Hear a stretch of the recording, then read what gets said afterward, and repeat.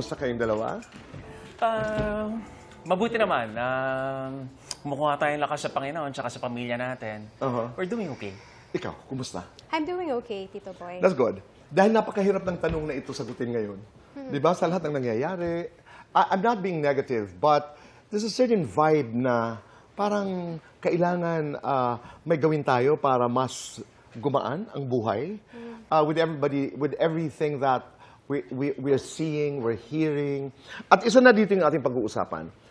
I was in Tacloban last Monday, a week ago, June 22. Malaking balita doon dahil galing ako Samar, hindi kami makadaan sa ilang mga daan dahil yung elementary school kung saan naganap po yung barilan involving itong mga bata ay dinadaanan papuntang airport. So, nalaman namin yung balita. Kayo bilang mga magulang, nung narinig nyo na may 15 years old at may isang 14 years old, hawak ang mga baril, na maril doon sa loob ng classrooms, ano ang inyong naging reaksyon?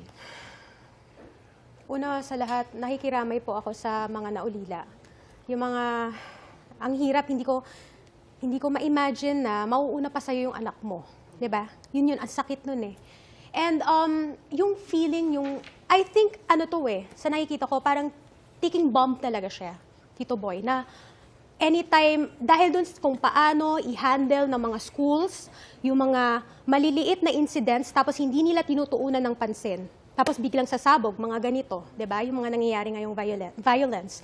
And nakakalungkot, nakakatakot, nakakaalarma yung mga nangyayari. Kasi alam mo namin, mas malalim na problema ang lahat. Mental health, family communication, social environment, diba? Yan yung mga bagay na siguro dapat tuunan natin ng pansin. Kaya nga, importante na sa bahay, talagang lagi mong kausapin yung anak mo, tingnan mo yung mga unusual behaviors niya, kung meron bang nababago. Tapos, hindi lang kasi academics ang dapat chine-check sa bata, dapat yung emotional well-being din ng bata. Tama. Oo. Yung kabuuan, ika nga. Opo. Alf, ikaw? Ako, Tito Boy, grabe kinilabutan ako sa takot.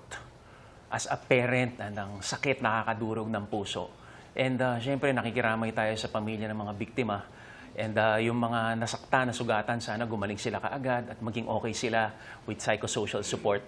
Pero kasi, nung nakita ko to sa balita, kinilabutan kaagad ako kasi as a father, naramdaman ko yung sakit, tsaka yung gulat na sobra na talaga. And ito, nag-uugat kasi ito sa pambubuli eh. Lalo na narinig natin from PMP, sinabi nila malaki ang dito, ang bullying na issue dito. And for me, sinabi ko talaga sa sarili ko any form of bullying should not be tolerated.